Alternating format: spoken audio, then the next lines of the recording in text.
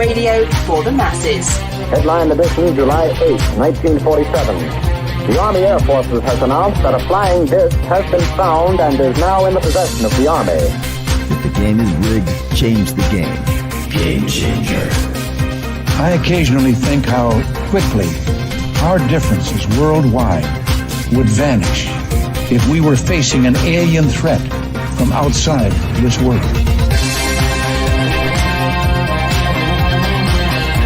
This is Fade to Black with your host, Jimmy Church, on the Game Changer Radio Network.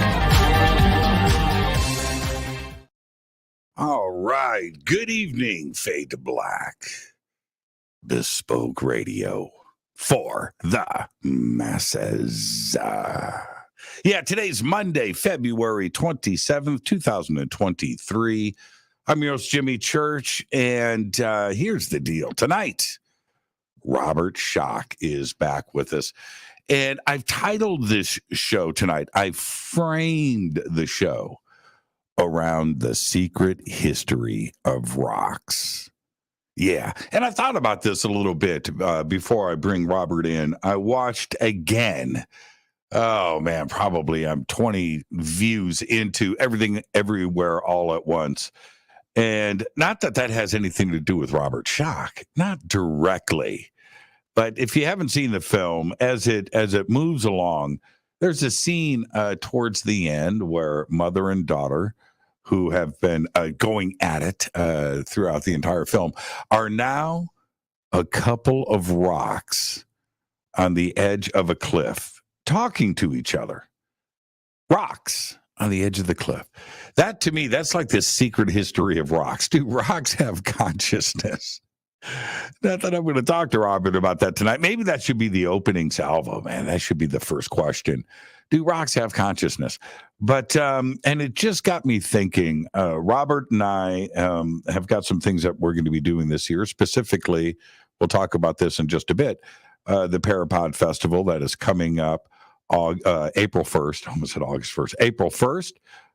In just about a month, it's going to be great to finally hang out with Robert and get back together. It's been a while since we have seen each other, and so that's coming up here very quickly. But let's get straight to it. He is, of course, a full-time faculty member at the College of General Studies at Boston University. He's been doing that since 1984. Got his Ph.D. in Geology and Geophysics from Yale University. Got a couple of more degrees.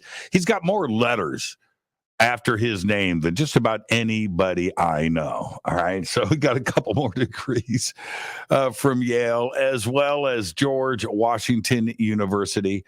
But of course, it was in the early 1990s with John Anthony West that they redated the Sphinx. And this tipped over history, professionals, academia, and everybody else in those circles around the world that have looked at the Sphinx and, of course, the Giza Plateau and the Great Pyramid in a different way for millennia. And all of that changed in 1992. Now, here's the deal. I think it's been his mission to reveal to the world that everything is much older than we think. And if that's the case, then does anybody know the truth? And have we been lied to about this? Well, we're going to find out about all of that and much more as I welcome back to the show the one and only, the troublemaker, a true rock star, Dr. Robert Schoch. You're a true rock star, man. Well, thank you. Thank you. That was a great introduction. Well, you know, I like to improvise my introductions, Robert, and you're no stranger to that. But everything is from the heart, you know, and I really appreciate our friendship that has developed over the years, and you know, just thank you for all that you've done, and I'm just excited to have you back on the show. How have you been? Thank you. I'm doing well. I'm doing very well. glad that COVID is now coming to an end. We can start doing presentations, start doing things in person again. I'm planning to travel back to Egypt. I know you just were in Egypt, so you've now finally seen Egypt. But I'll be here this summer. I've stepped up a level. literally. Let's get to Turkey and other places. Yeah, that's coming up next, man. And I appreciate the invite. Maybe we'll talk about that in just a bit. Because I'll be going to Turkey in, when is it, August. Yeah. So if other people are interested, they should come to my website and take find out the information. And we've got the links. It's robertschoch.com. The links are below. We've got them in social media. You know what I miss? You and I taking pictures of each other. That was great. Yeah, I've got so many of those, and they're some of my most favorite moments of the two of us. You ready, Jimmy? I'm ready, Robert. You ready? Go. And now, I actually one step above the selfie. Yeah. Hey, we need to think of a name of it. I know. We need to name that process. Yeah. Okay, chat room. Let's let the chat room name it. What Robert and I are talking about is this started like 10 years ago. And I caught Robert taking a picture of me. I grabbed my camera and took a picture of him taking a picture of me, taking a picture of him. And so we did this at all the events together that followed that moment. But you're right. It's the reverse selfie. So what would be the name? So, yeah, let's name that process. Now that you guys know what's going on, maybe later on in the show, I'll find one of us doing that, and I'll pop it up there. But, yeah, we need a name. We need a name for it. All right, let's get things started. I'm going to start here in a direct sense. Yeah. If we go back to 1992 and think about the significance of your presentation in San Diego and how that changed everything from that day forward, certainly, not only in our community, but around the world. And it was a big deal. I'm specifically talking about the redating of the Sphinx. So if we push this back, and we can pick a round number. Let's just pick a round number, 10,000 BC. All right, safe, just an easy number. We can get to specifics if you want. But let's say that we go to 10,000 BC. Who was around before that? Because we can redate and suggest all of this, with the evidence that's out there. But we have to now have a technically advanced civilization that predated everything else. Yeah. So who did? Who was around? When you say who was around, you can put names on it, that type of thing, but does that really give you much more information?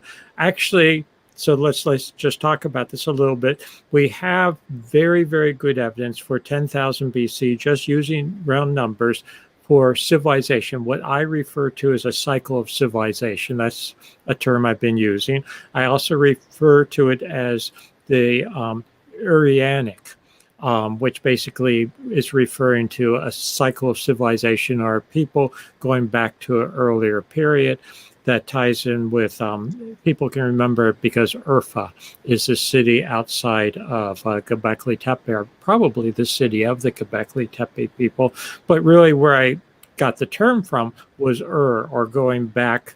It's, basically the Indo-European root of something predecessors of a later development, or the core development, the beginning, the primitive. Although I don't want to call it primitive because they were quite advanced at the time, but predecessor, I should call it that. So I am absolutely convinced that there's a well-developed, highly sophisticated, technological, if you want to use that term, civilization that undergoes calamity undergoes disaster is really brought down about 9,700 BC at the end of the last ice age. So how far back it goes, we really don't know. We have very good evidence of it in Egypt. That really goes back to what you were just mentioning, my early work on the Sphinx, and that the origins of the Sphinx go back to a much, much earlier period. I'm convinced that the origins of the Sphinx go back round numbers 10,000 BC, maybe even a bit earlier. Gobekli Tepe is confirmation of what I was talking about. I wished I'd had Gobekli Tepe when I first started talking about the Sphinx. And, it was a tough road. It was a tough road. And if you go back, let's stay right here for a second. I don't want to get off of this part of the conversation. It's too important to stress, especially for those that may not be totally familiar with the timing of the events. Right. All right. So in 1992, without naming names, but you do a presentation in San Diego, which meets every year, professional geologists and so forth. And you guys get together and you guys talk rocks, right? Yeah. So at this conference, you presented your findings on the Sphinx. Now, this is what happened at that conference, which addressing what you just said, which was the comments were made to you. I'm paraphrasing. Show us anything before 3000 BC. And then we can have a conversation. Just to get things, the chronology a little bit more accurate. But let me say this though. See, you're too black and white and pragmatic and to the point. No. This is about the conference. Okay, but let me. Okay, go ahead. You go ahead, and I'll comment. Yeah. And so, but friends can interrupt each other, right? Absolutely. I'll interrupt you in a few minutes too. But here's the thing. So, as this was suggested to you, what nobody knew at that conference at that time was that in 3 more years, Klaus Schmidt and Gobekli Tepe do the big reveal to the world. Yeah. And it didn't only predate Egypt or the Giza Plateau at 3000 BC, but by 100 years. It was 7,000 years, Dr. Schoch. And so when that went down, if you would have had that same information back in 1992, it would have been a different conference. Or do you think that these minds are so fixated in the dogma that it might not have changed things? I don't know. See, that's so hard to predict. But I wanted to just, this is what I was about to say, is that there were actually 2 conferences, so I don't want to conflate them too much. There was a conference in 1991 at the Geological Society of America, Geological Society of America. That was late 1991, and I presented the raw data, the geological data at that time. The vast majority of geologists were fine with what I was saying, but they don't have any real vested interest in it. It was the Egyptologists that got wind of it, and the quote geoarchaeologists, who basically were hired hands for Egyptologists, they're the ones that went livid. They went ballistic about it. And that was a very small minority at the conference in late 1991. And what they did is they then organized at the American Association for the Advancement of Science a quote debate on the Sphinx, the age of the Sphinx, which is what you're referring to now. And it was at that conference where all the Egyptologists came out and all the, shall we say, the other side who had a vested interest in it, in the topic, have real vested interest in the topic because they based their careers on how old Egypt and the Sphinx was, et cetera, et cetera. And it was at that conference that they went ballistic and livid and started calling me a pseudoscientist, throwing accusations against me, saying that there's no evidence of civilization before around 3000, maybe 3500, 4000 BCE, but certainly not at the time period I was talking about. And at that point, I was even happy to say, well, maybe the Sphinx is only 5,000 to 7,000 BCE, not even 10,000. And I was trying to be, in hindsight, yeah. but assuage them a little bit, but didn't matter. They were totally livid. So I just want to make the point that there's a huge distinction. There was a huge distinction between the straightforward geologists who didn't really care about the Sphinx and just looked at the evidence. And at that time, let me back up. At that time, some of the geologists, even in late 1991, suggested to me, based on the raw data, that maybe I was actually underestimating the origins of the Sphinx, not overestimating how far back it went, that maybe I was actually underestimating a bit. And I'm now convinced of that, and that should go back to the end of the last ice age based on a wealth of data that I have.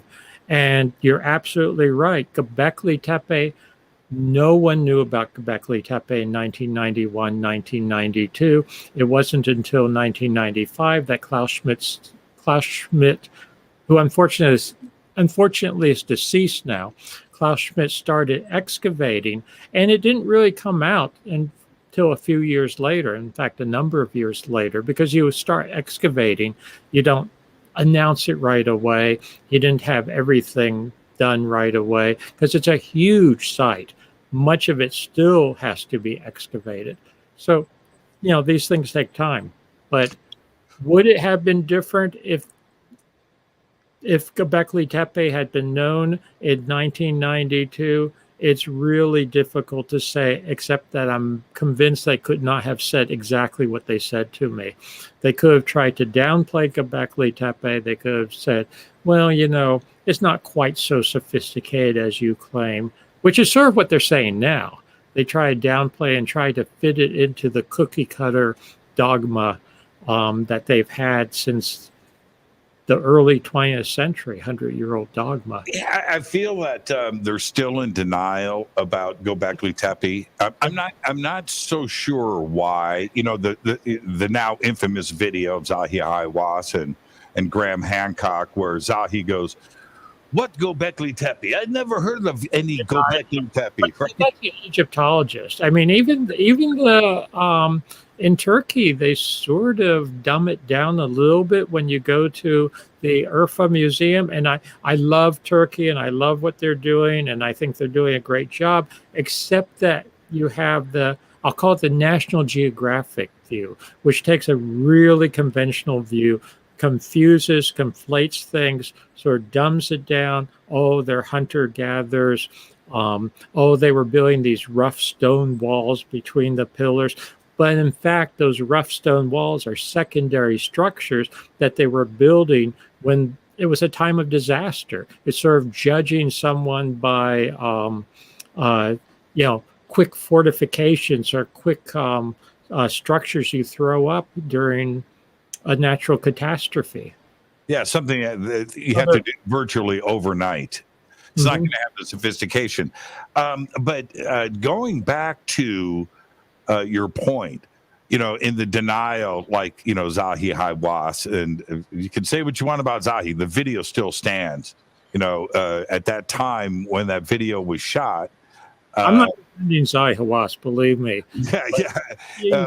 Put in context because, he's an Egyptian politician as well as a Egyptologist. He's trying to keep his funding. And so they were so used to, this goes back to probably started with Napoleon, in that Egypt became, that was the dawning of real Egyptology when Napoleon showed up there and started trying to do some real research there and dating things.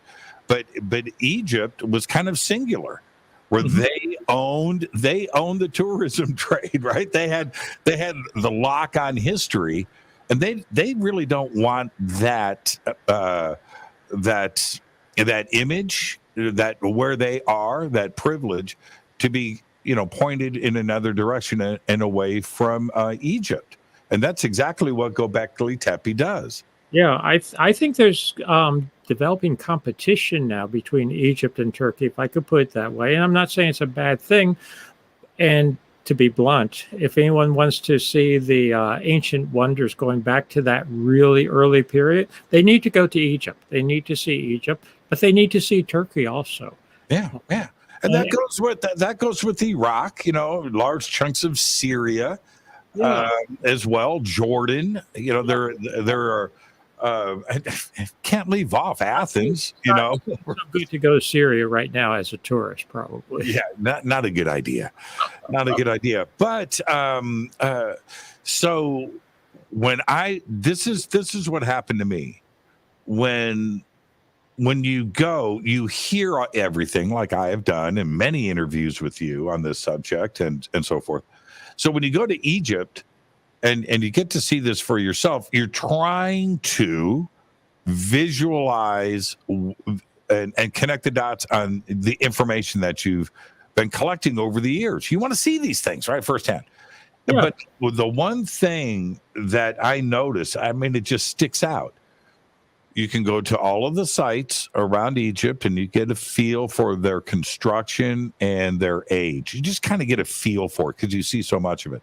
When you go to Giza and you look around, you can see there are pockets of Giza that are friggin' really old, right? That don't match up with the other stuff that you're looking at.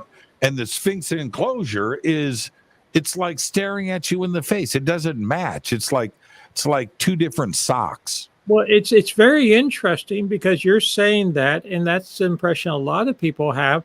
And independent despite what modern Egyptologists have been talking about, and when I say modern Egyptologists, I'm talking from about 1930s on, 1920s on, so the last 100 years. When you go back and you actually look at some of the classical Egyptologists of the very, very early 20th century and earlier, so 19th century, even the first Napoleon expeditions, etc., but especially the 19th century and just going into the 20th century. So well over 100 years ago, primarily, a lot of them actually commented and said exactly what you're saying now. And a lot of them actually believed that they didn't have a good, strong basis for it because they didn't know the geology that we know now. They didn't know the climatic conditions and how it's changed in North Africa, but they just had a sense that both the weathering, the deterioration, the erosion of the Sphinx and associated structures was different than what you see elsewhere in Egypt, and different than what you see in later well-defined, well-dated by hieroglyphic inscriptions, tombs and whatnot, right on the Giza Plateau. So there was a weathering, erosion, deterioration aspect. And the second aspect that they noticed, and I've built upon what's a classic thing? You build upon the shoulders of giants or whatever. But right. Some early Egyptologists were really good. And the second thing they noticed is that the architectural style of the Sphinx Temple, the Valley Temple, and also parts of the mortuary temple of the second pyramid are very, very different than what you see otherwise. They're made of huge blocks that are tens of tons, 50 tons or more. A lot of those blocks. This is stylistically very different than what you have for much of Egypt later. Yes, you have huge megaliths, you have huge monuments, that type of thing. But between the size, so it's not just size, but the size, the style, the lack of inscriptions on much of, a lot of these big blocks, for instance, the Sphinx Temple, the Valley Temple, they noticed right away, there's something amiss. There seems to be a discrepancy on both counts. And they were not afraid to suggest that maybe some of these structures went back earlier. That all changed by the end of the first quarter of the 20th century, I would say, when, quote, modern Egyptology started moving in, and they just attributed the Sphinx to Khafra, who was the builder of the second pyramid, on the basis that, oh yeah, the Sphinx sits in front of the second pyramid, it sits due east of the second pyramid, so it must be the same, part of the same conception, same plan. Salim Hassan, who was one of the great Egyptologists of, say, the 20s, 30s, 40s, he suggested that, but he was not particularly dogmatic about it initially. But things get suggested as a possibility, and then they become the dogma. So that's what we were living with, and that's what I've had to face. This and most of the assertions, which are really quite recent. Yeah, well, most of the dogma, most of the history that we deal with today, that's even taught. We're talking. This is not. This is a modern interpretation from the British and the French and others from the late 19th century. Going in and collecting this, and that's what it went into the history books. Yeah, and it was just established very early on and hasn't changed much, has it?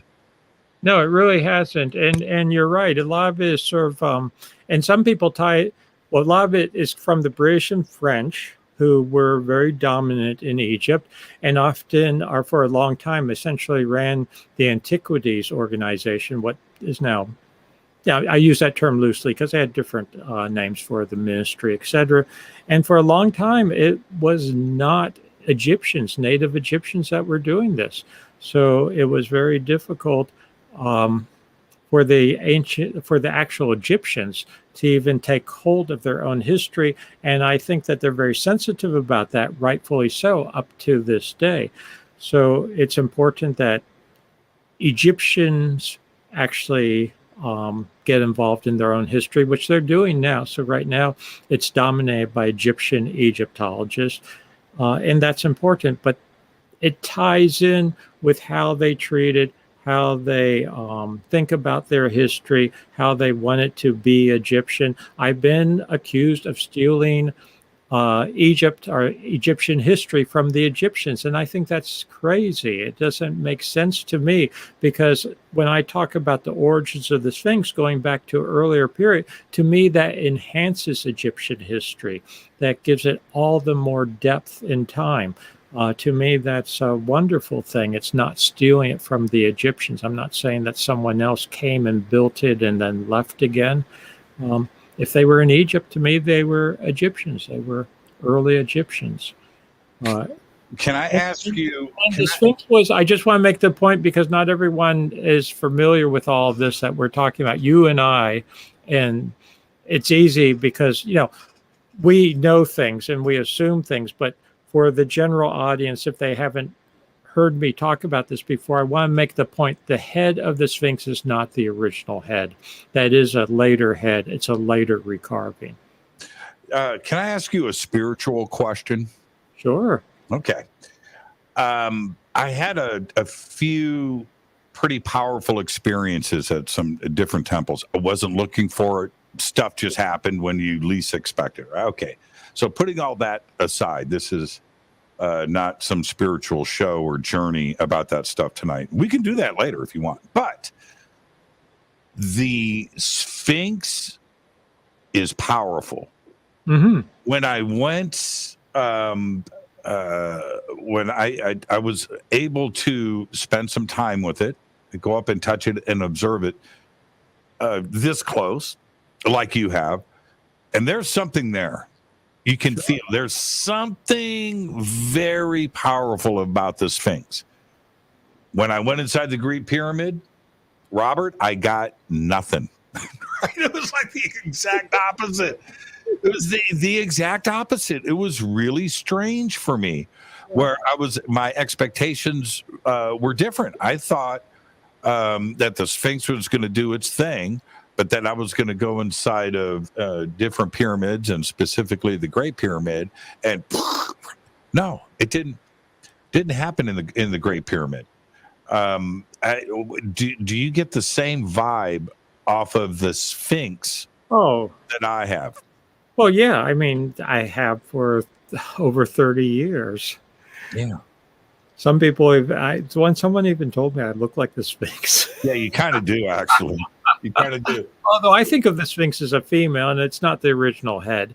It was a lioness. I'm absolutely convinced, based on the evidence now, it was a female lion originally, which has been recarved in dynastic times, probably very early dynastic times, to be the Sphinx that we know, the human face.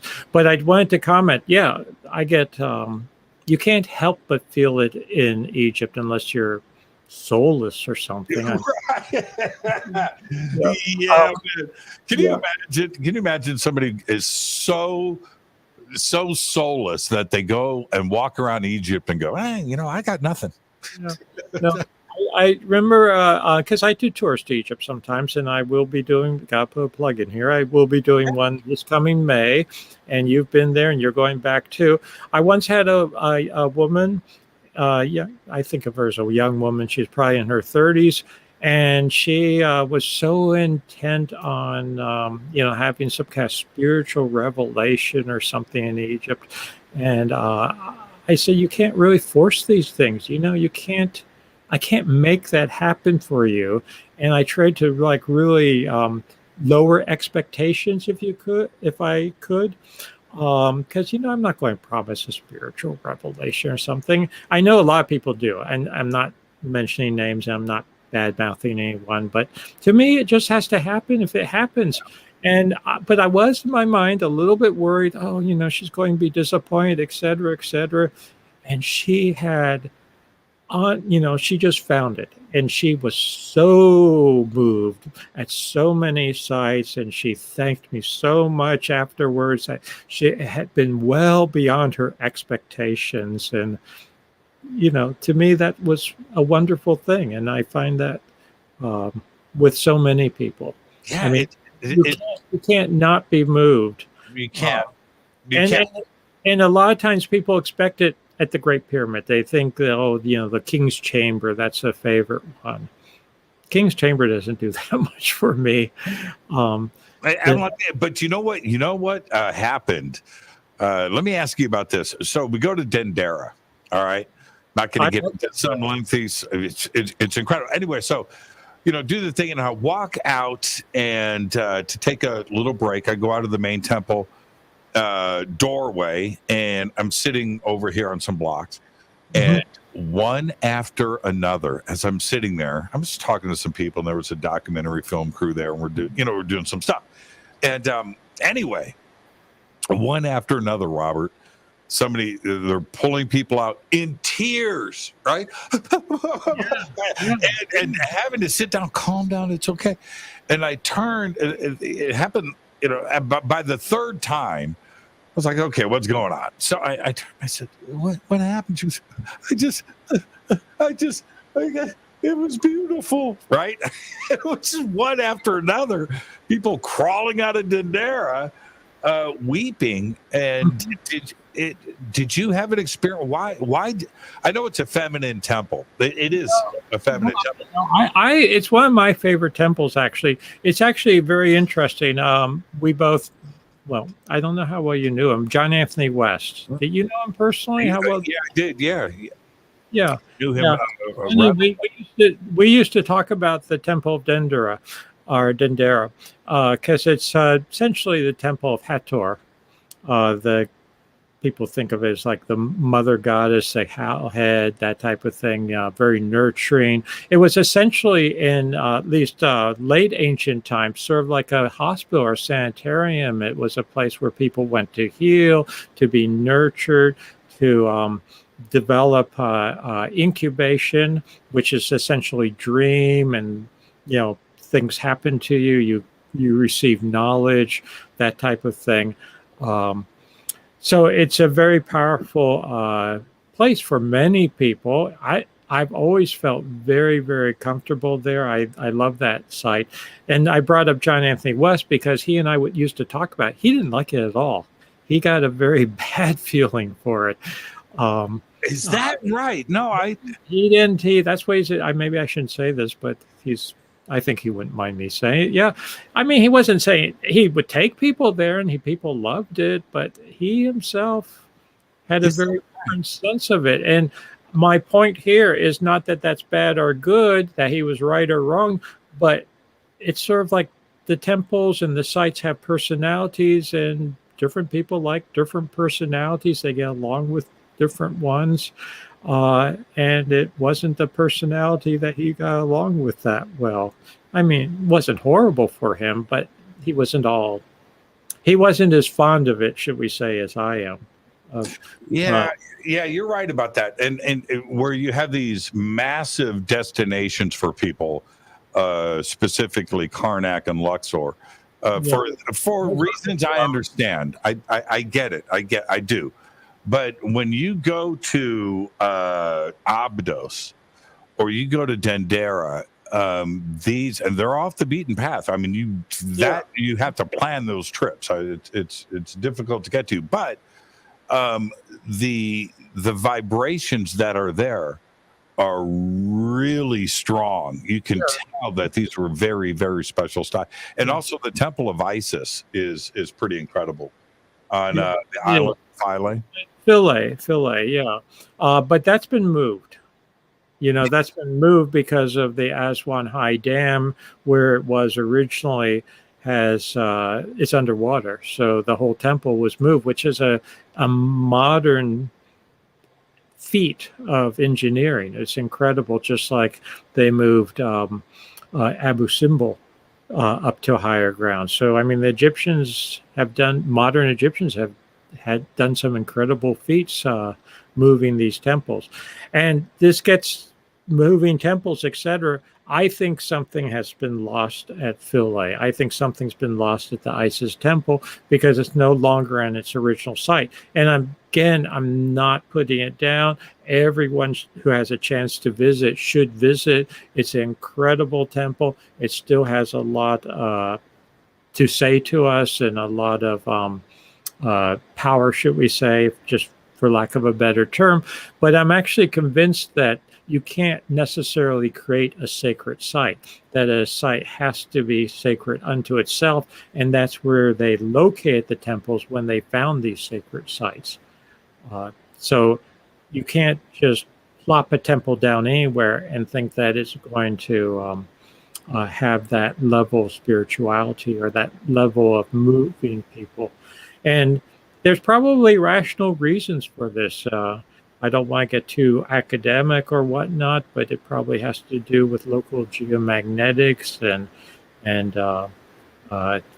energy. And I think a lot of it actually may have to do with where you had plasma strikes from a solar outburst at the end of the last ice age, literally.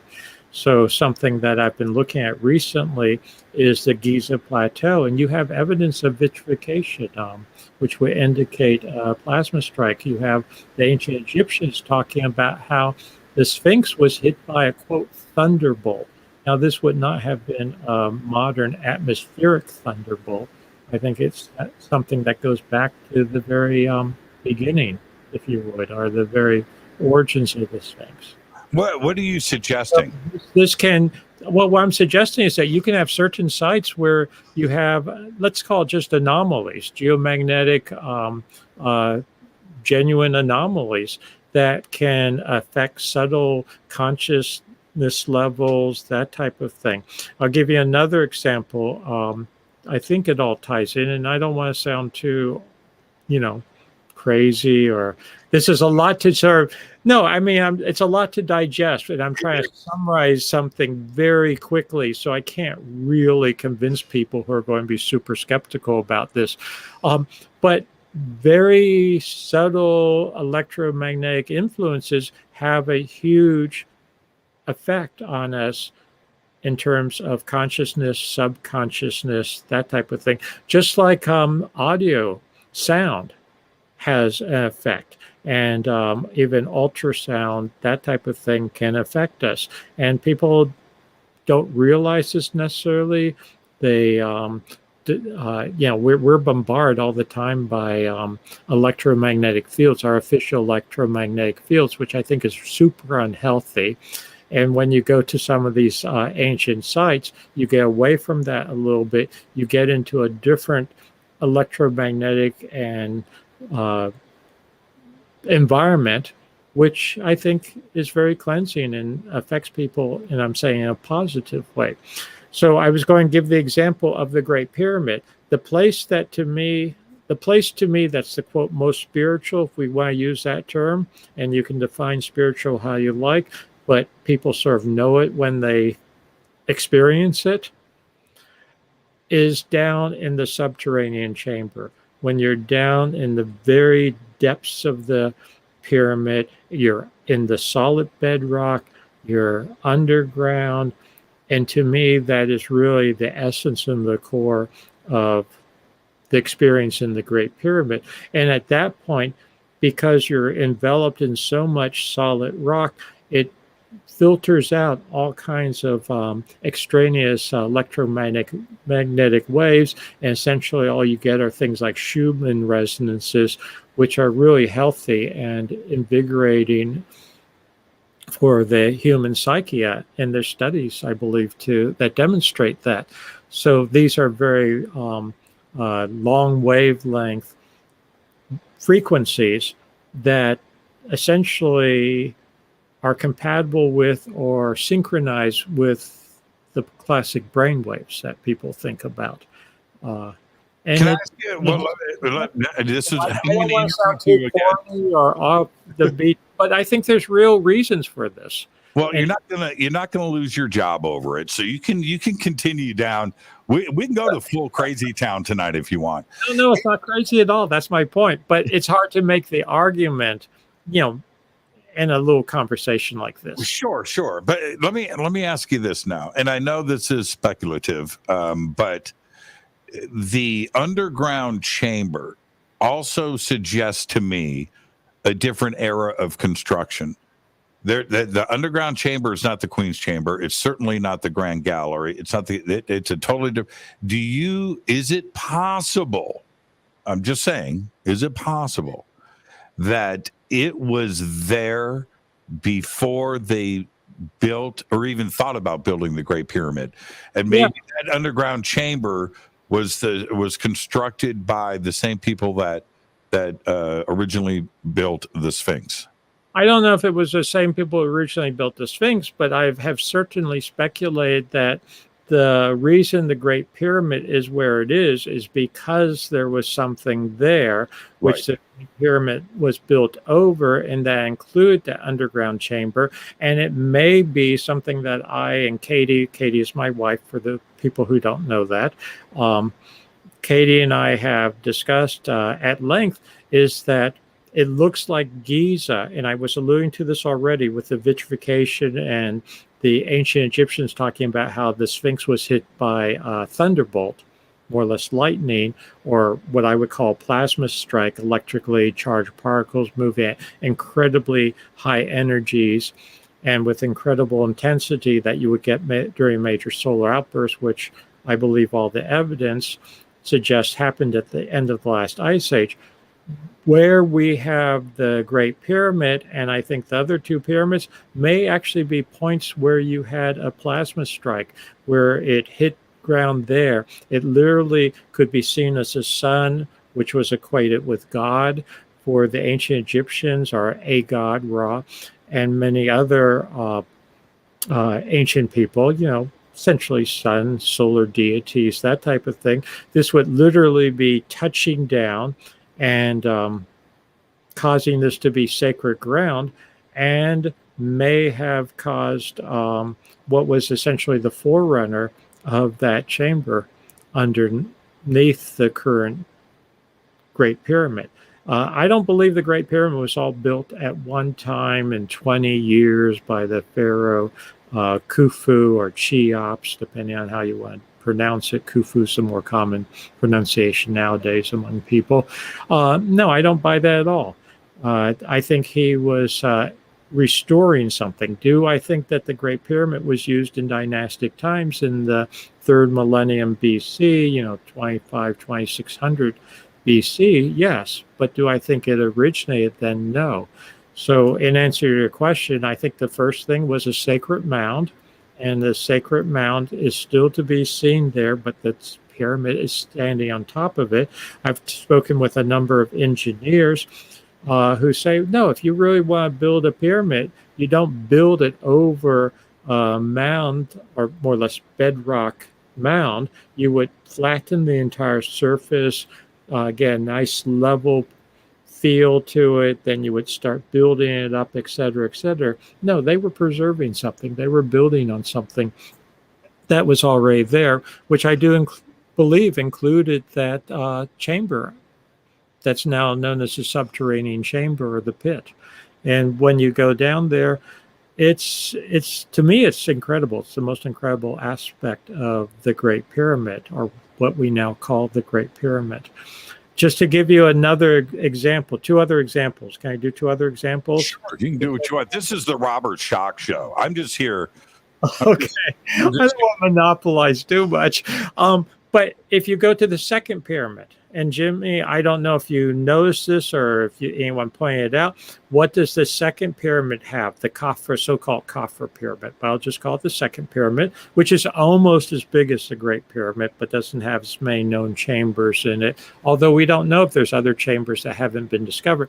But the second pyramid has a band of granite around the base.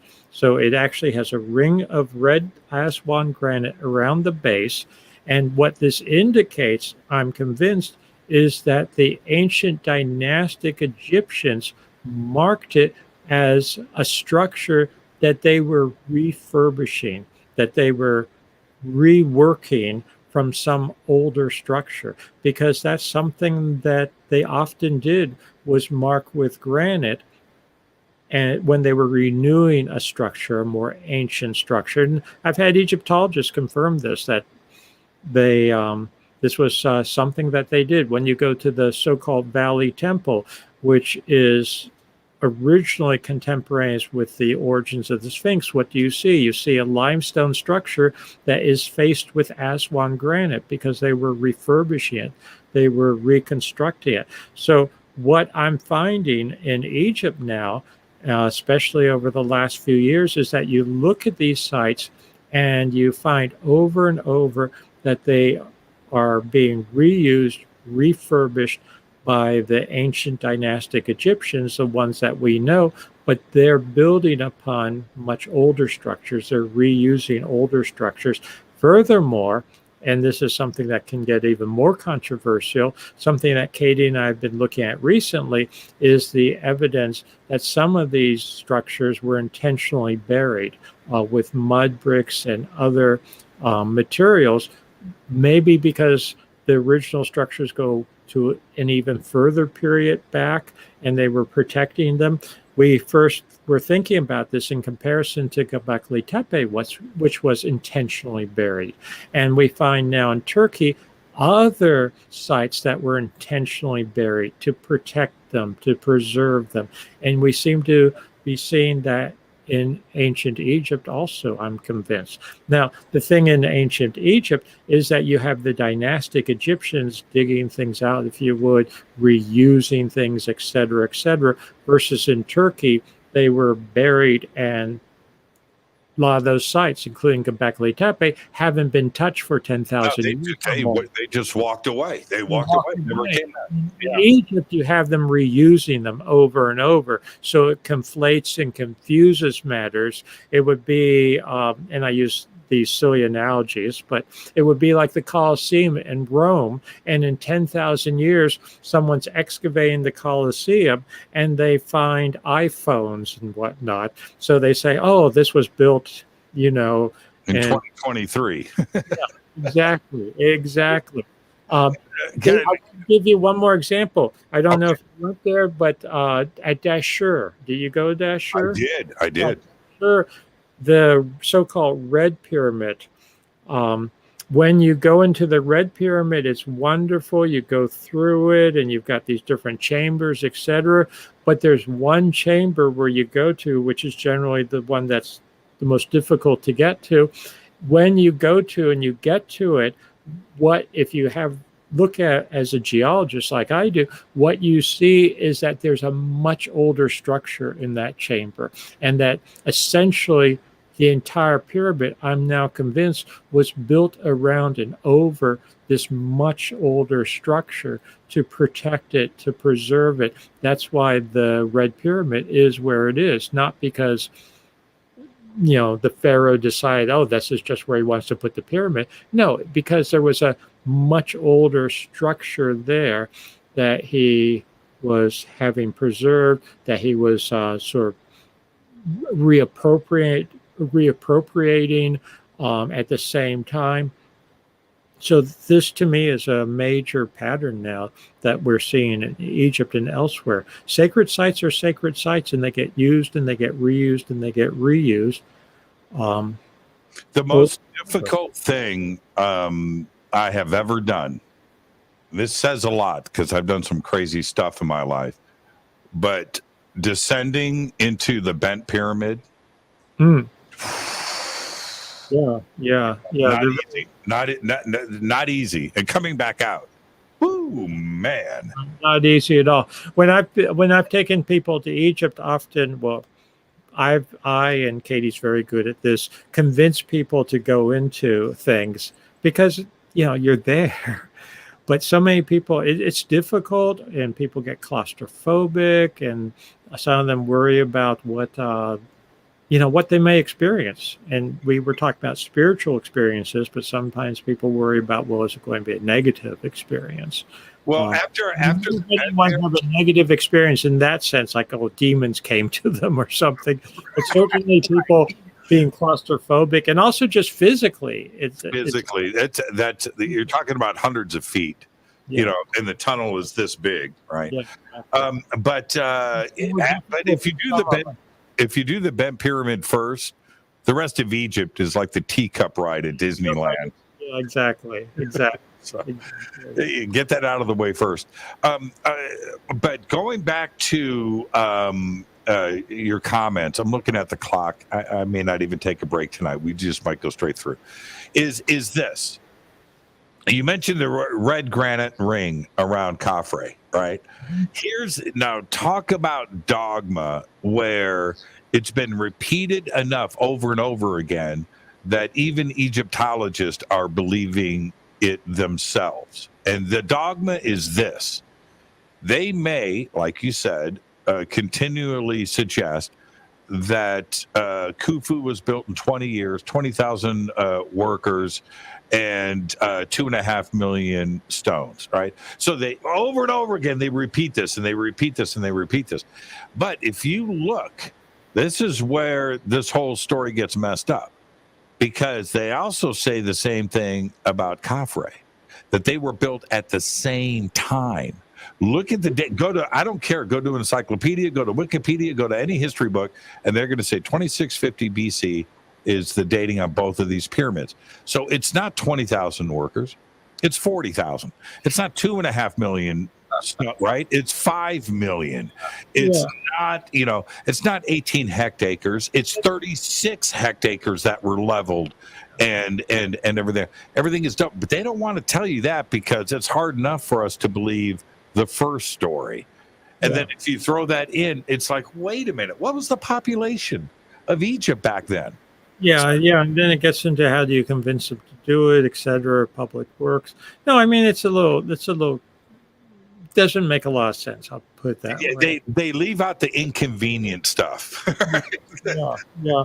And when people have done experimental archaeology trying to cut blocks and move them the traditional way that they believe that they were moved, I mean, it's been pretty much a failure to even build a 20-foot pyramid, much less what you've got at Giza. Yeah, when you see the Queen's pyramids on Giza, next to Menkaure, right? And you look at those, and then you look at and you're like, wait a minute here. Whoever built these were drunk, right? They obviously didn't have a clue, because you can step back and you can look at what's going on and talk about a failed attempt. I never quite figured that out. Why do you think they couldn't build those little ones for the family? Yeah, that were worth a crap, but yet they built these three others. Why? How I know what you're saying, but then I mean, one thing though you have to take into account is that these are not in their original shape, so that's another factor. I mean, because the whole Giza Plateau has been plundered it's been open quarry. So there's a lot of Cairo that is built. Excuse me, a lot of Cairo is built from rock that was taken from the pyramids at Giza. You need some water? Katie, get Robert some water quickly. Katie, too excited about Egypt. Yeah, Katie to the rescue. Yeah, well, when you go around Cairo and you see some old building, something that's a few thousand years old, and it's everywhere in Cairo. Oh yeah. Chances are it's limestone from one of the pyramids. No, and that's been documented. That some very certain buildings have been documented. There's no doubt that it was limestone that was taken from the pyramid, because it was a lot easier to just take blocks of limestone from the pyramids than to fresh quarry it if you didn't really much care about the pyramids. Is Katie to the rescue? She's to the rescue. I'm going to drink some water. Okay, now desert in Egypt, you need to drink. Now, I want to say speculative. I want to ask you another question. You don't really get it. We understand up here mentally what 500 miles is. Okay, but 500 miles here in the United States with our highway system and forest and truck stops and food and all it, 500 miles here is not the same 500 miles over the Sahara Desert. No, it's not. It's two different sets of 500 miles, right? And when you go to Aswan, which is crazy, the Colossus of Memnon still it messes with my head. But yeah. So anyway, so you go to Aswan. Well, I was going to say it's really interesting. You go to Egypt and you look at something like the Colossus or the Sphinx or the pyramids, and you realize that these have been tourist attractions for thousands of years.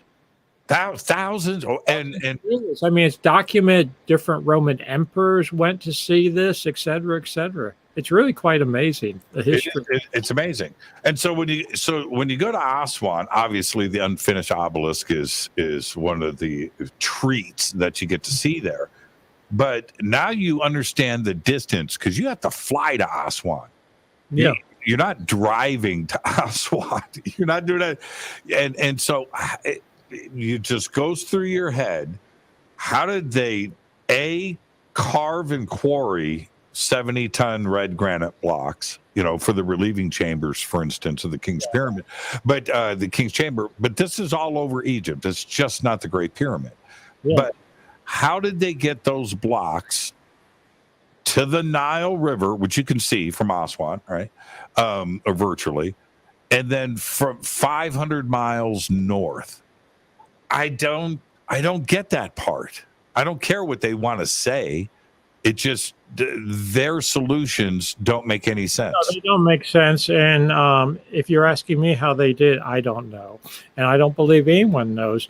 And you've got 70-ton Aswan blocks for the relieving chambers. You've got obelisks that are solid granite that they're moving around without breaking them. No, what they were doing was absolutely amazing. And I don't have an answer to that. I don't either. Anyone who claims they do have an answer, I don't believe them, actually. The best answer is Merlin. It was Merlin. It's as good as anything else. It's as good as anything. When you go, you're a geologist, man. You understand strong rock and soft rock and what's easy to carve and what isn't. But we all know on the hardness scale, red granite is right up. It's not the hardest, but you try carving it. You and can't. And you try carving something that size of an obelisk, etc. Even some of the smaller statues, and try to get the finish that they had on it, the beauty that they I mean, When you go to, it really hits you in the head. At least the unfinished obelisk is still lying on its side. So you go, well, they couldn't move that, right? But anyway, but when you go to Luxor and you look at that, and Karnak too as well. But we go to Luxor to the entrance, and you look at the size of that obelisk, and it's how do they move it? How do they carve it? How do they make it so beautiful? How did they tip it upright? Yeah. Somebody help me understand this, man. This thing is giant. It's like 8 stories tall, 80 feet or whatever. How are you tipping that upright? And it's never blown over. It hasn't fallen over in 2,000 years. No, it's still sitting there. No, it's quite amazing. It's quite amazing. And like I said, I'm not going to try to answer it. I mean, I know all the theories about how they were supposed to be piling up sand and sliding it down into artificial pit and then removing all the sand again. And other people think they did it with some kind of levers and rigging. But I'm not convinced that any of it would have really worked. Now, okay. Can we talk about Urfa for a second? Sure. Urfa the city? Urfa the man. Let's talk about Urfa the man. Let's talk about Urfa the man. The statue. Well, because I feel that it relates tremendously to what we're talking about, because it comes from, if we're dating everything at that 10,000 BC number, Urfa Man plops right down in the middle. We've got Gobekli Tepe. We've got Giza. And to me, geographically, if you're looking on a globe, and you put your finger to it's that region, right? Mesopotamia.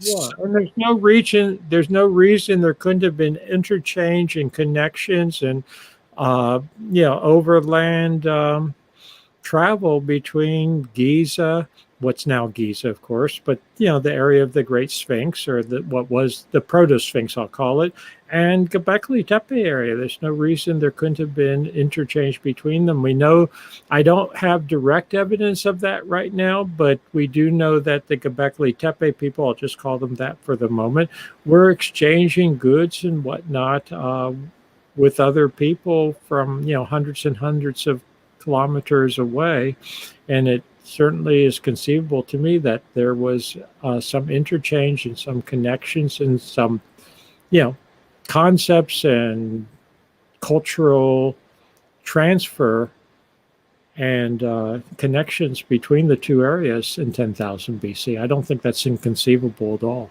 It makes a lot of sense. And before I let this thought get away from me, Khufu, there's a stela that is locked up in a box on the Giza Plateau, right? You can't see it. It used to be on display. But so it's sitting there. And when you go to the Giza Plateau and you look for that, it's like, well, it does exist. It's right there.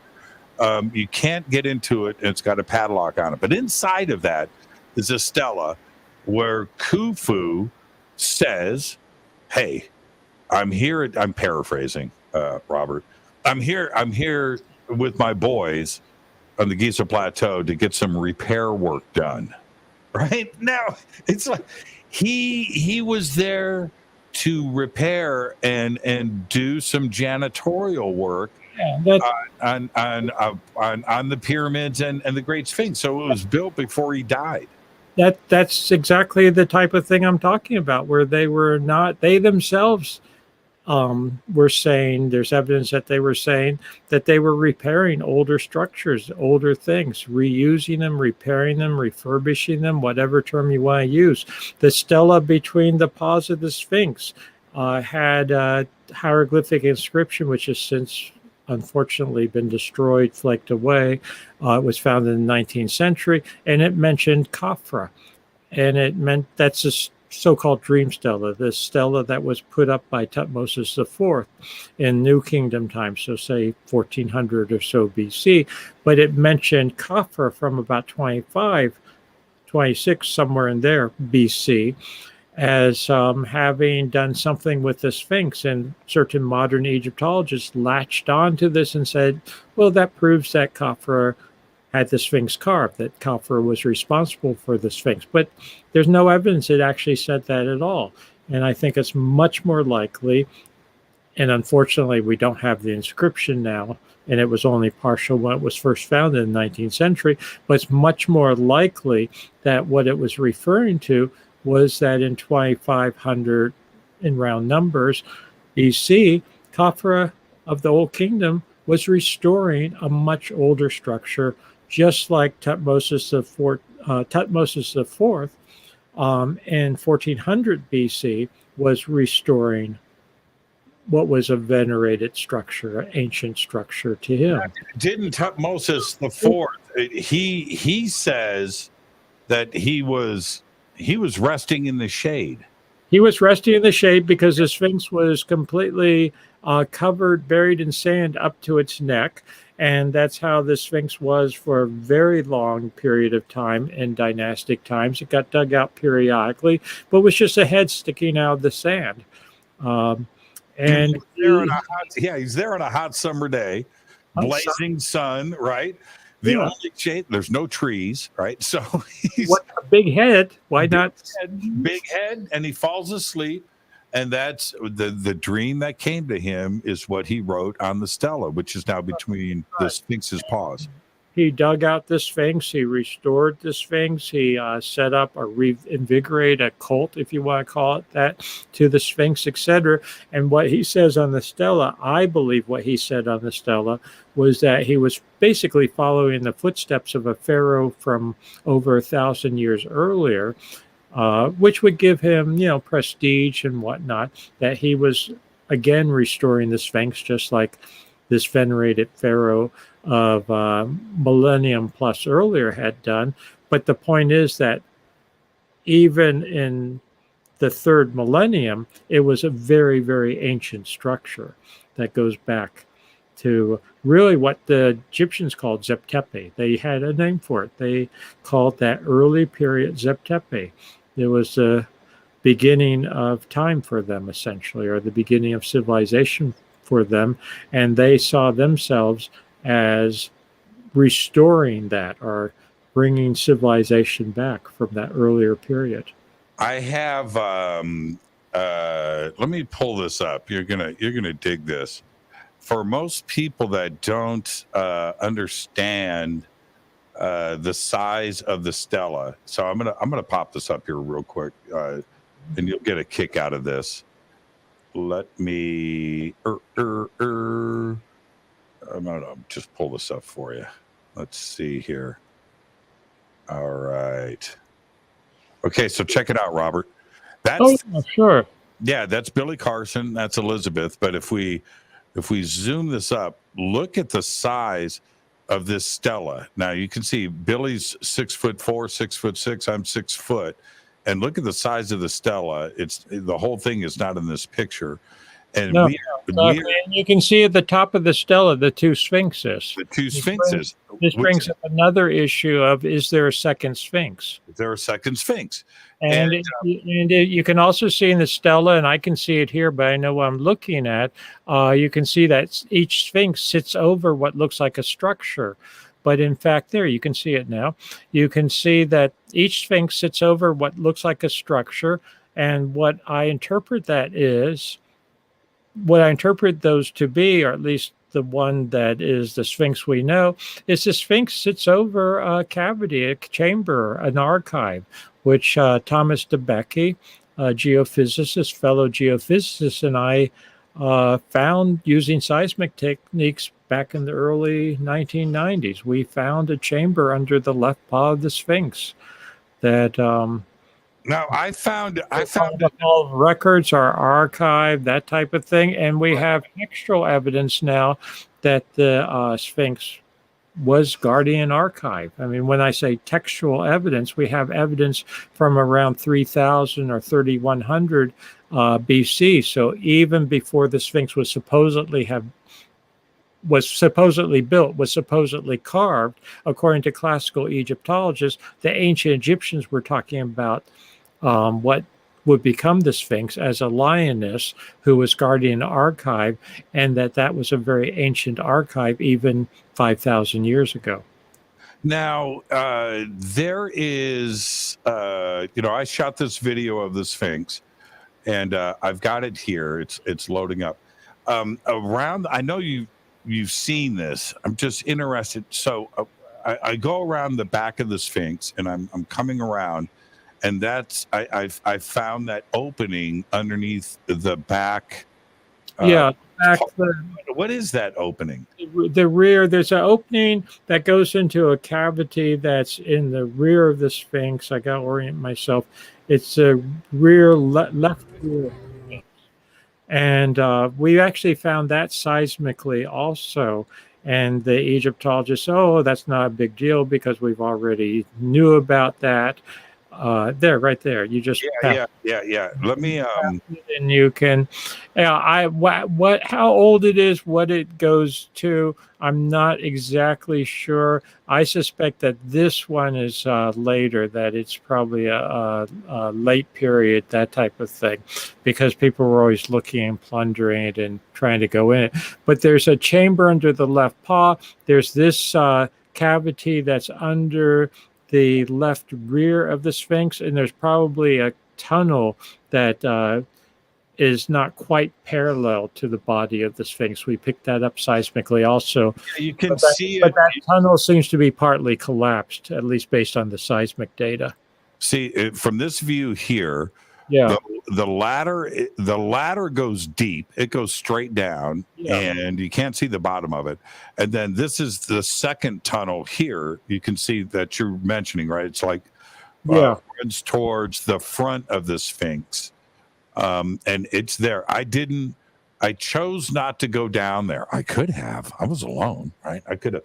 But you gotta be careful too, because how should I say? Things can be cruel in Egypt if you get caught doing what you do. I only say that because I've known people who have gotten caught, and it's not been pretty. No, let's Egyptian prison or flying home safe. I'm going with flying home safe. Yeah, but I've known people who have ended up in Egyptian prisons for a few days before they finally got out after paying lots of bribes. And it's not pleasant. Yeah. So, did you go down in the tunnels that no, there? Not down in that. It wasn't. Someday I will, if I get official permission, should we say? Yeah. There's I find it interesting. I'm going to back this up to the beginning, and that's important is under the left paw of the Sphinx, and that's something I'd like to do officially at some point. Because that's a really big chamber that we found seismically, and I think that's the one that's super ancient. So you think it was a female lion? Yes, absolutely. You know the name, Mahit. Okay. You know why I feel... I've always felt that the Sphinx was a female. Yeah, female, because when you go around the butt, her butt, and the way that the tail wraps around and the way it's lying on the ground, the tail, and how it feels like a female lion that you just see. I want to say one thing because I misspoke a few minutes ago. I may have said the word bribes. It's really not so much bribes, but you have to pay fines. You have to pay it's a very different system in Egypt, the way they punish you and the way they can just impose fines and that type of thing on you. I just wanted to clarify that. The size of it, you don't get the scope. No, you don't. The size of it until you are right there. And what a privilege for me to be able to just do all of this by myself with nobody interfering, and I could just take a moment. Nice footage that you got. Yeah. Beautiful. Yeah, it's pretty incredible. You can see there's different repairs to this. Mm-hmm. There's different repairs to it. Some of those are very modern. I've been there when they've been doing that. But then you can also see how there are much older repairs because it's been repaired for thousands of years, even in dynastic times. Right. So there's a whole sequence of repairs. You're looking at thousands of years worth of repairs from 20 and 21st century repairs going back to Old Kingdom times and probably earlier. Yeah, this thing took me by surprise. When I walked up on that, I was like, what? I was like, oh man, there's nothing to see here. There's nothing underneath the Sphinx. Oh yeah? Well, what is that? So okay. Back to Urfa Man. And we didn't get to Urfa Man yet. Yeah, why I think Urfa Man and the rest of I think they all fit together. They're just all parts of the puzzle. There are all these missing pieces, and we keep going back to the same dating on this, which would suggest everything is taught. Everything is taught. You are taught how to do that. You're taught how to quarry. You're taught math. You're taught how to write. You don't invent writing one day. Robert Schoch doesn't wake up and go, oh, no. Never know. You go to school and you're taught. And when you look at Urfa Man, independent of Gobekli Tepe and even Egypt, when you look at Urfa Man, I see a certain elegance. I see a fashion sense, right? The V-neck. Yeah. That's not. Urfa Man is not primitive. Urfa Man is incredibly sophisticated. At least that's how Urfa Man comes across to me. And I see a huge disconnect. For instance, when you have these people saying, oh, the people building Gobekli Tepe or carving the original Sphinx, etc., that, somehow they were just primitive. I've had Egyptologists literally say this to me. And I'm amazed when Egyptologists, they've studied Egypt, they devote their life to it, and they basically say, yeah, these were really primitive people worshiping these gods with human bodies and animal heads. And yeah, they made some good art, but, look how more advanced we are than they were. And so why would you devote your life to studying something that was you have such a bad feel for? Or, you think it's just a big joke in hindsight. I think they were incredibly sophisticated, both ancient Egyptians and the Gobekli Tepe people. And I think when you look at Urfa Man, you are not looking at some kind of primitive caveman or some kind of primitive hunter-gatherer who couldn't pull himself together. I think you're looking at someone incredibly sophisticated, and it's got that chevron on. What exactly is that representing? Some kind of cape or some kind of sophisticated clothing? You've got the incredible obsidian eyes. To me, it's an incredible statue. If Picasso or some other famous artist had made that in the 20th century, you wouldn't doubt it whatsoever. No, and some say, I think this will be proven wrong, but that this is the earliest depiction of human carved in a statue, right? Yeah, some say that. It depends. I never was. It always bothers me when people talk about the earliest or the first, because you're just setting yourself up to be proven, demonstrated incorrect, because we'll find something earlier. And certainly you have earlier depictions of humans going back tens of thousands of years earlier, but not at the sophisticated level, one could argue, as Urfa Man. So-called Urfa Man. And what do you make of this, the Stoic? Because I've got I was just looking for it on my computer. I got the picture of you and Urfa Man standing together. It's a great image, and you know the image that I'm speaking of. But you've looked into the face of Urfa Man, and there's this. Is Stoic the right word? What do you make of the expression of Urfa Man? It's enigmatic, I think. It's really meant to get you to think. And I think it's one of these faces that you can, it's looking back at you. He's looking back at you, and I think you can communicate, so to speak. Urfa Man, if I could use a cliche, the Mona Lisa.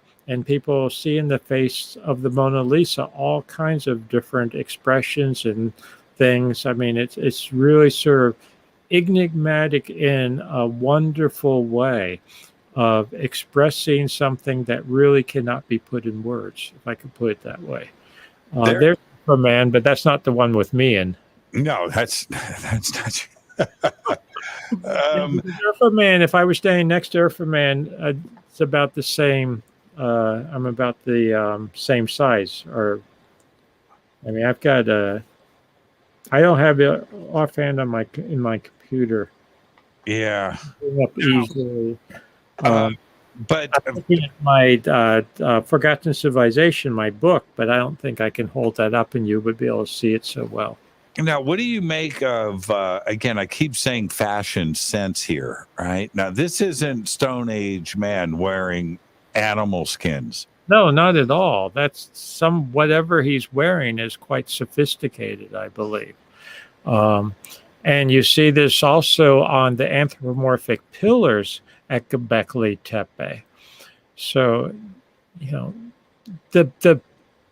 their renditions of themselves, 10,000 BC, is very different than the renditions that the popular press and sort of the general imagination of people have for something so old. They think of them generally as,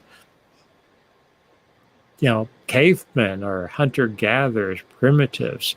I don't think this is caveman, hunter-gatherer, primitive at all. No, very, very sophisticated. I mean, it's got and that's their depiction of themselves. That's how they thought of themselves. Exactly right. And what goes along with that picture?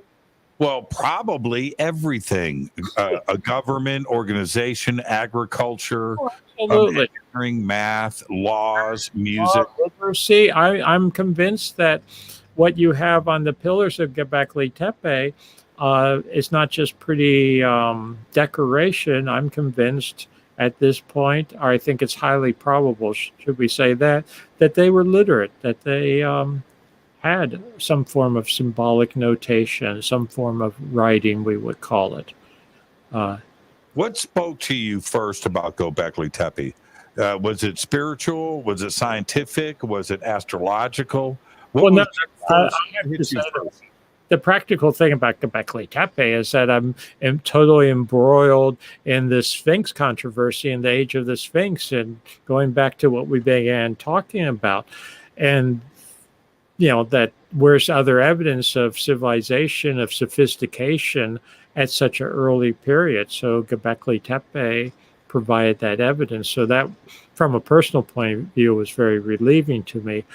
But actually seeing the site, there's no doubt in my mind that this is a spiritual site. This is a sacred site. Gobekli Tepe has a mulberry tree on top of it, very old mulberry tree, and people have been going to this site long before Schmidt found it and excavated it. There are some graves, or what are called graves, on the top of the site. The entire site had been intentionally buried, but somehow people still migrated to it. I'm talking in modern times, before it was excavated. So it was seen as a special site. Maybe they didn't know exactly why. Maybe they didn't know, and certainly most of them certainly did not know that there was something buried underneath it, this incredible ancient site, but they still gravitated toward it. They still came to offer prayers, to ask for, blessings, that type of thing. And with the tree on it and the graves there. So it was a spiritual site. It was a sacred site in modern times, long before it was excavated, and it was found that there was this incredible evidence of sophisticated civilization underneath. I take tours to Gobekli Tepe and tours to Turkey, and I'll be doing another one this August. We had time, on one of the tours, we went there for sunrise. And it was just, everyone was so moved as the sun came up over the site and the wind was in our faces. I mean, it was just the type of thing you can't describe with words. You had to be there. And, talk about people just getting very emotional. It all hit us.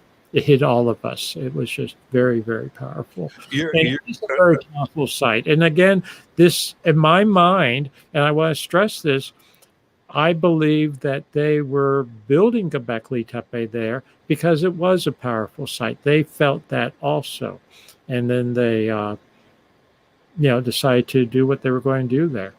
And I don't see it as primarily a temple or necessarily a spiritual site. I think that's part of it. I also think that from their point of view, and we see this right up into the Renaissance and really through the 17th century, right into the modern era, science and spirituality were united.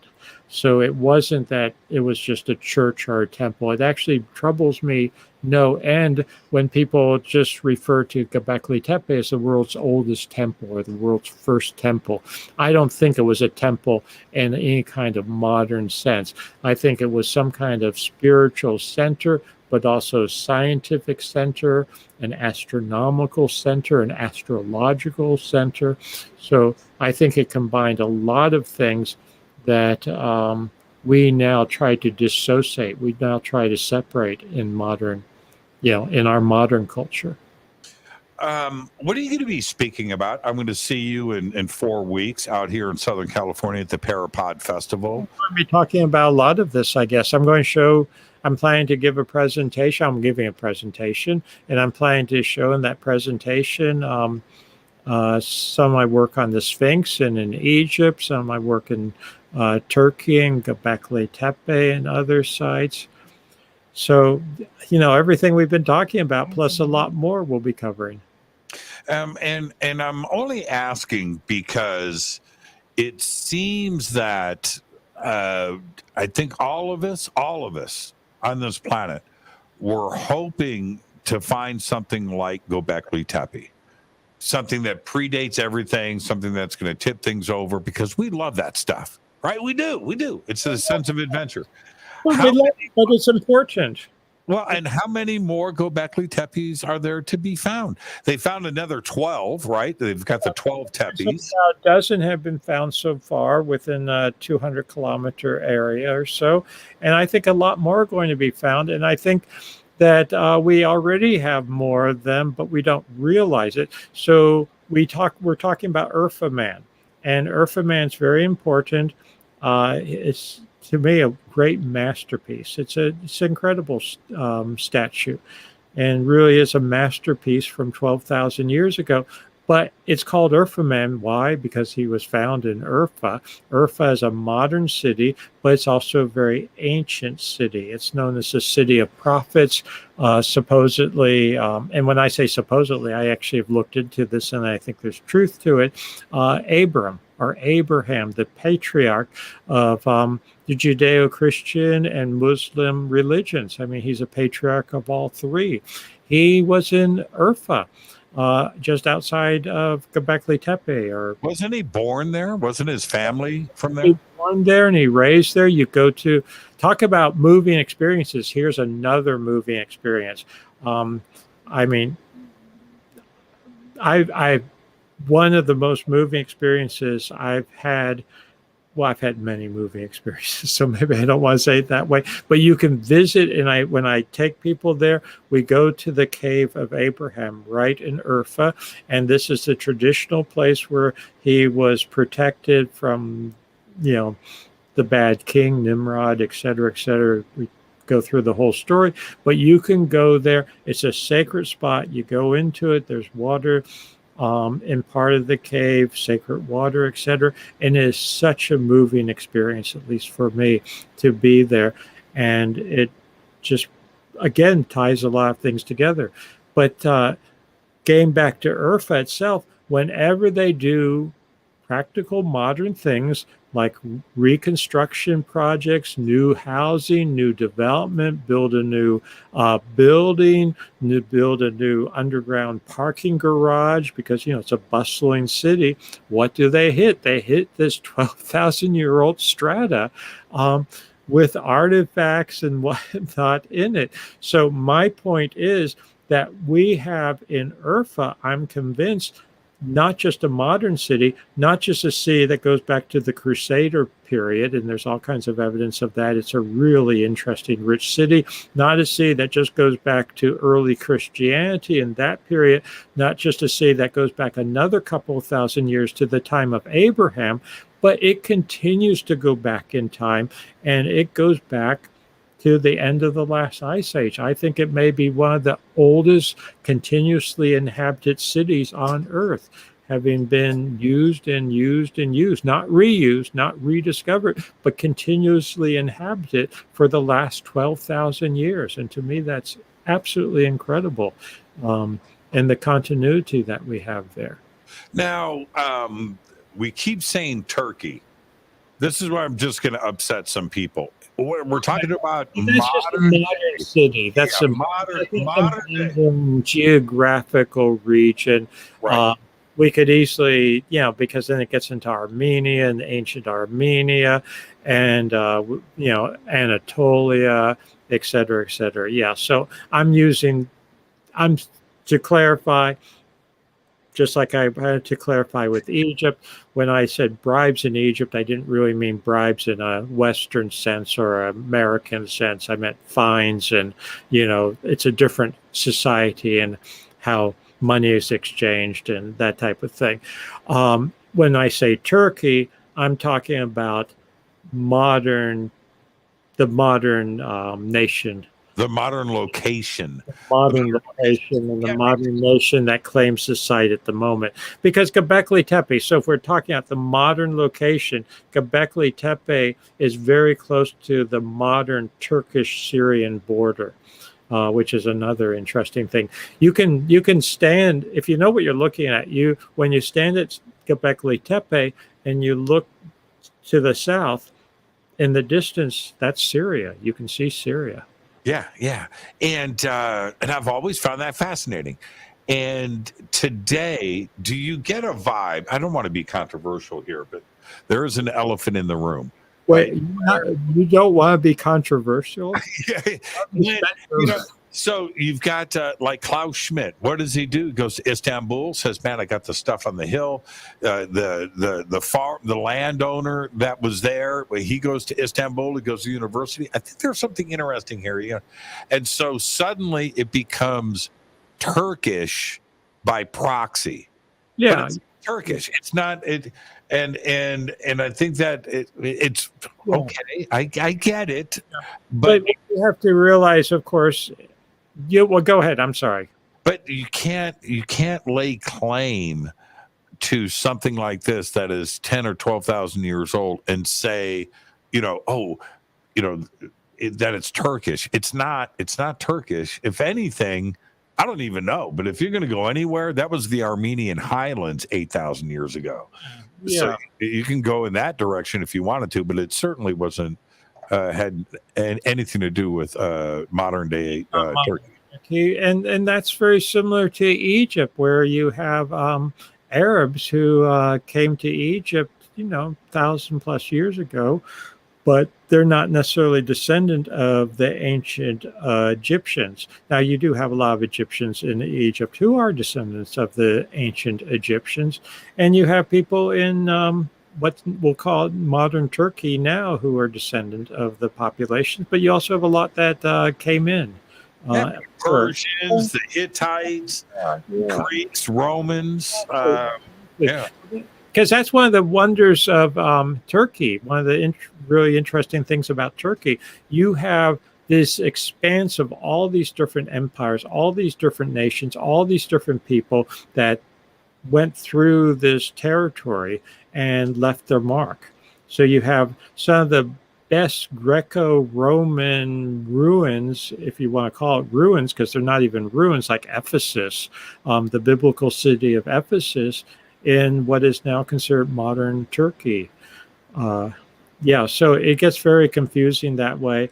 And it's a modern nation state that claims this land, but it doesn't have historical roots. Actually, comparing to Egypt, I think has a much stronger sort of claim to historical ancient Egypt. Could I put it that way? Yeah, the first dynasty, Yeah, yeah. 1000 BC. But what's interesting, though, is that in Turkey, modern Turkey, so just so we have our terms straight, you have the Tigris, you have the Euphrates, you're in upper Mesopotamia, you're in northern Mesopotamia, and tying with the biblical, and Schmidt talked about this. I remember talking to him about this, and he wrote about this. You're talking about what many people interpret as Eden, and that gets back to even further back than Abraham and the city of prophets, etc. So you've got a lot of history there, and a lot of how should we say, roots of modern, what shaped our modern civilization today. Now, what do you make of because you're a rock star, right? You deal with rocks. There's one thing that just sticks out for me. I understand it's discussed probably more now than ever, but it's right there and in front of us. You go to temple sites. You can even go to Abydos, which is one of the oldest structures. That's the cradle of everything. Mene, right? Narmer. Yeah. That's where he's buried. So his original tomb. So you could start there. We could talk about Sumer too in Mesopotamia, but ancient writing, and once hieroglyphs were developed, they couldn't stop. They put that stuff on everything. Yeah. Well, everywhere but right, the Great Pyramid. It doesn't make any sense. You can see it. Even the temple complex at the Bent Pyramid that started, and at the Red Pyramid, still got some stuff there, but not at the Great Pyramid. I think goes back to what we were talking about, that when you have these older structures, and I think there's a core basis for them going back to essentially a different cycle, what I call different cycle of civilization. And there was a different maybe aesthetic at that point, etc. We just don't really know. Or was the writing limited or used in a different context that we don't have at this point? Or predated, are you saying predated hieroglyphs? Yeah, we just really don't know. I am convinced, getting back to writing, I'm convinced that the Gobekli Tepe people had some form of writing. I think convinced based on the limited evidence that we have that they were not just scribbling on the pillars. But at Gobekli Tepe, you have these beautifully carved pillars. In Egypt, for these very early period material, say Sphinx Age, what I call Sphinx Age sometimes, you seem to have just a blank slate. You just have huge monolithic stones that are uncarved. So was it just a different aesthetic? Does that mean they did not have writing? I somehow doubt that. In fact, I would suggest that to carve the Sphinx, to build the Sphinx temple, to build the Valley Temple. So these are temples, these are structures. They're called temples. I don't know that they were really temples, but they're structures that are contemporaneous with the earliest portions of the Sphinx. To plan that, to put it all together, to have essentially plans for it, to have the proper division of labor, to know what you're going to do, etc. I'm not sure how you do that without writing. So it's impossible. Look, it implies that they had writing. Whether it survived or not, that's another matter. But to say we don't have any direct evidence of writing, therefore they don't have writing, I don't necessarily buy that argument. I think we have a lot of indirect evidence that what they were doing would have necessitated writing. They documented beer recipes, right? Right? But that's the dynastic Egyptians, yeah. Yeah, well, so daily life, taxation, fun and games, music, all of that, everything down to the minute details in somebody's life was documented, and we have all of that, but what we don't have is how did this stuff get done? It's like the one thing that should have been written down and it wasn't. But then I'm only think of for instance medieval times, medieval guilds, that type of thing, where certain knowledge was not made readily available to everyone. You want to keep that, whether it was trade secrets or technological secrets. This gets into things like the Freemasons. Now, I don't know that I want to go there, but one tradition is that the Freemasons descended from those who were building things like pyramids, and that they would keep certain knowledge secret. It was only for the privileged few. So you might have beer recipes and laundry lists and games in daily life, and that's great, but you didn't necessarily give everyone technological secrets. I don't know. I just throw that out. Yeah, I can't. The idea of leveling off 36 hectares, 36 football pitches on the limestone hilltop, and then laying down all of the foundation stones perfectly level, perfectly square to the North Star, or however they orientated that to the north. The compass orientation of the pyramids is incredibly precise. 1/60th of a degree. So doing all of that without documentation or writing or planning ahead, no, it doesn't make sense. Doesn't make sense. No, it doesn't. And then if we back off of that, and I keep going back to this point, but I think it's so fundamental. The workers there, how they ate, how they cooked, where they slept, all of that is documented. It's all there. You can go and see and read the daily life, but nobody talks about the construction and how it was. It's the key things. What ship? It wasn't a small boat. What ship was bringing all of this stuff up from Aswan? Where is that? Yeah, where is that, and what happened to it, et cetera, et cetera. Yeah, but think about our culture. Think about our society. What could happen in 12,000 years or 5,000 years, et cetera. What's going to survive? How many blueprints of high technology versus just a bunch of, how should I say it, novels and sitcoms or whatever. Now, I know, and before I let you go, I'm just, because now that I've seen this with my own eyes, it just messes with me. When you look at the red granite quarry in Aswan, which is huge, this quarry, right? Okay. And you see the unfinished obelisk in there. It's perfectly straight. It's nearly smooth, right? They got the basic shape is there, and apparently dolerite stones, right? And you're sitting there chipping away all day long. No, they're bouncing the stones. That's the traditional view, right? I'm not sure of that. What do you make of that when you hear what they suggest? The modern Egyptologists, the modern. Yeah, I don't buy it. I don't buy that. That's the. How do you think they were cutting that? How do you think they were shaping that? I'm not sure how they were shaping them. I don't know if you saw how in some places it looks like they were scooping it. Yeah. And you get lines on some of the. I mean, they were whatever they were doing it. But I'm not convinced it was just bouncing dolerite balls or using just pounding it with stone hands. Chicken bones. Yeah, exactly.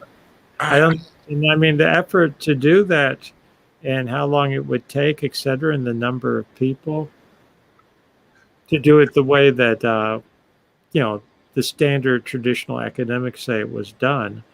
But I don't have a better answer. I don't know how it was done. How do we fight? Man, I'm just going to ask. How do we fight this? How do we, when you go to Egypt and you see these hired tour guides from the Egyptian employees, and they've all got the same 3-ring binder, They've got the same speech lined up. All of them. I said, when I was watching this go down, I was like, oh, so they're all reading from the same book. They're trained that way. They're trained, right? And I'm listening now. Okay, it's great. The tourists are all sitting there paying attention, and I like, it's cool. But what I noticed was that they're all reading from the same book. They're all issued this. They are trained, taught, and they go out and they repeat the dogma. Yeah. And not our guides, of course. But nobody's going to step outside of the box, are they? They're staying right there in their lane. And those are it gets more complicated than that, I think, because you've got the traditional guides and they're all reading from the same script, basically, and they've all been trained the same way. But I'm finding personally that more and more Egyptians on the ground, Egyptian guides, Egyptian Egyptologists are becoming more open to looking at a bigger picture, to breaking out of the dogma. And I have found that now over the last 30 some years, going back and forth to Egypt, that they're more open to it. And I think that a new generation is coming. And that, yes, you have the Egyptian tour guides who are just trained and literally just have the script to read. But then I know some of them, they've gone beyond that and they've become actual, what I'll call Egyptologists, where they're thinking for themselves. They're thinking on their own. They've really started going to these sites. They maybe start as the classic tour guide, but they can't help but be moved and overwhelmed by these sites.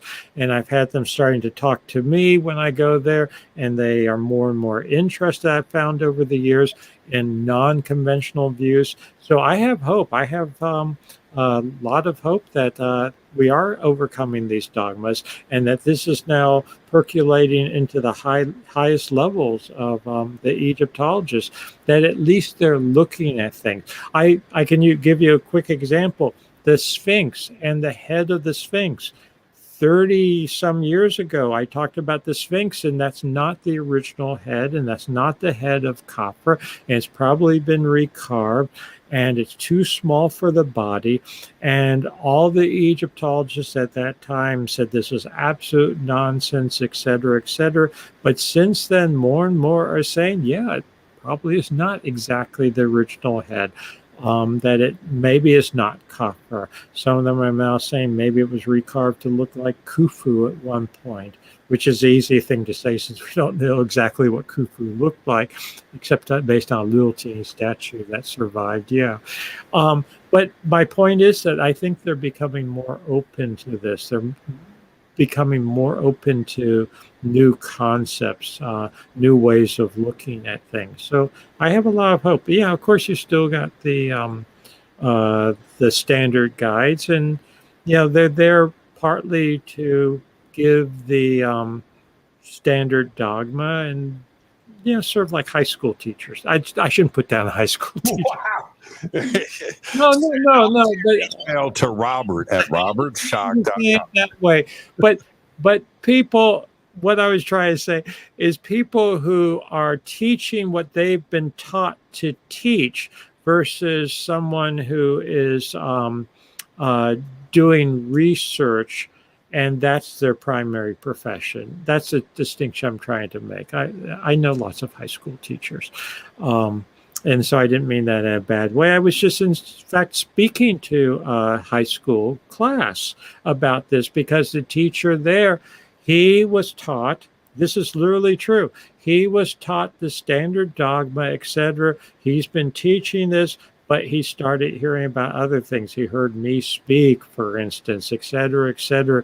And it turns out that he knows a person who is actually a friend of mine, who somehow I was mentioned. Next thing you know, I'm giving a talk to his high school class about Egypt and about all the things we've been talking about. But my point is, he's not a researcher. He's not someone that's delving into this, because he has to do all the other things that a high school teacher does. But on the other hand, he's now open to this. He's finding this interesting.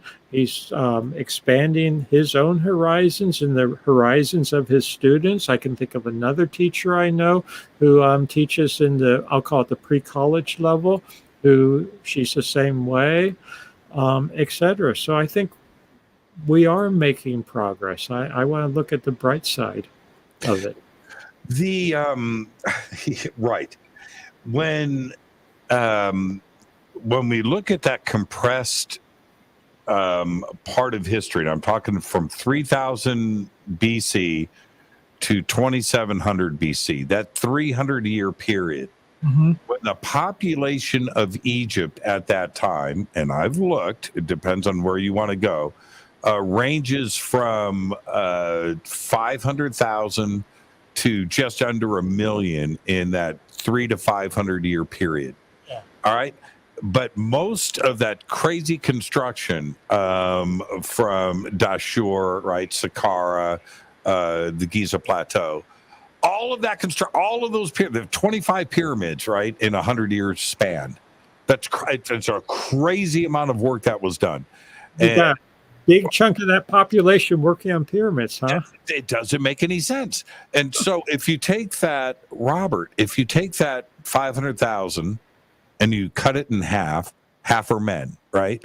So now you've got 250,000 men. How many were children? How many were too old to work? And then you cut that in half. And so you're trying to get to this number that they've given us, which is 20,000, which is probably 40,000. That means every single man in Egypt was working on one of these projects. There was nobody else farming. There was nobody else building. There was nobody else doing anything. Mandatory military service, the equivalent of that. Yeah, but how do you feed them when there's no one to do any work otherwise? Right. It doesn't make any sense, does it? And you just look at that 300-year period, again, from Aswan, right? From Aswan all the way to Cairo, Heliopolis, whatever, Memphis. Not in the same place. They're all scattered along the Nile. Allegedly. Right? It doesn't make any sense. The population doesn't support the dogma, is what I'm saying. No, that's true. I think that's absolutely true.